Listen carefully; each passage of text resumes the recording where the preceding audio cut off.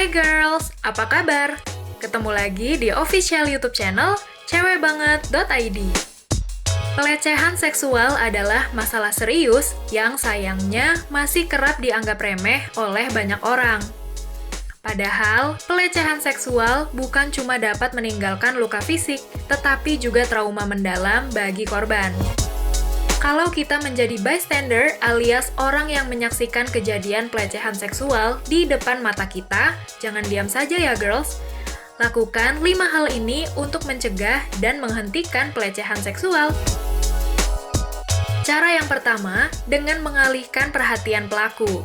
Cara ini dilakukan untuk mengintervensi kejadian pelecehan seksual agar enggak sempat terjadi karena fokus pelaku buyar dari korban. Mungkin kita bisa pura-pura nggak sengaja menyenggol pelaku atau menghampiri korban dan menyapanya seakan-akan kita adalah kenalan korban. Di tengah situasi genting, korban yang butuh pertolongan pun akan menanggapi usaha kita dengan baik. Ini juga dapat membuat pelaku sadar kalau korban nggak sendirian dan urung mengganggunya. Lalu, melaporkan kejadian. Kalau kita menyaksikan kejadian yang tampak seperti pelecehan seksual di ruang publik, tapi kita masih ragu-ragu untuk memastikannya, kita bisa melaporkannya pada orang lain atau pihak berwajib di sekitar kita. Kita dapat meminta polisi, satpam, atau orang lain yang memungkinkan untuk mengecek hal yang dimaksud. Kita juga bisa menyampaikan kecurigaan kita mengenai kejadian tersebut dan mengajak orang lain untuk sama-sama mengintervensi. Kalau kita tangkas dan sedang memegang handphone berkamera, kita bisa memotret atau merekam kejadian dengan cepat sebelum mencoba mengintervensi dan menghentikannya agar bisa dijadikan barang bukti apabila pelaku hendak berdalih. Tapi cara ini cukup tricky nih girls, karena kita akan berhadapan dengan Undang-Undang Informasi dan Transaksi Elektronik atau UU ITE. Selain itu, yang harus diingat adalah kita nggak boleh asal share momen yang telah didokumentasikan tanpa seizin korban.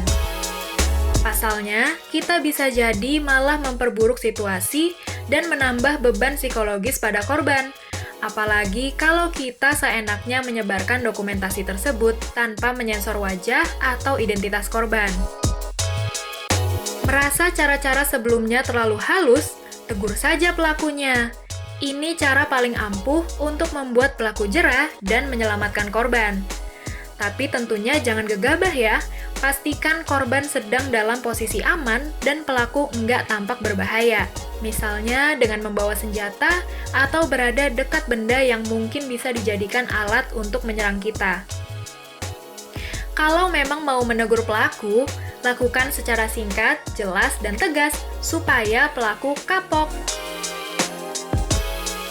Ini tahap yang sering dilupakan saat kita hendak mencegah dan menghentikan pelecehan seksual. Korban pasti kaget atau terguncang atas kejadian yang menimpanya. Pastikan korban berada jauh dari pelaku dan tenangkan dirinya atau dampingi hingga ia merasa lebih aman. Selain itu, sudah jelas banget kalau kita nggak boleh menuduh korban atau victim blaming ya. Ingat, pelecehan seksual terjadi bukan karena kesalahan korban. Jadi nggak perlu tuh kita membuang waktu dan tenaga untuk menambah beban psikologis yang harus ditanggungnya. Ini saatnya kita sama-sama berjuang untuk merdeka dari pelecehan seksual, karena masalah ini bisa menimpa siapa saja, tanpa memandang usia, gender, bahkan pakaian yang dikenakan girls.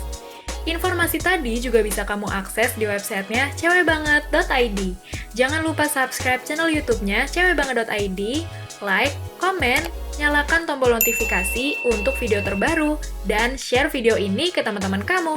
Sampai ketemu di video menarik lainnya.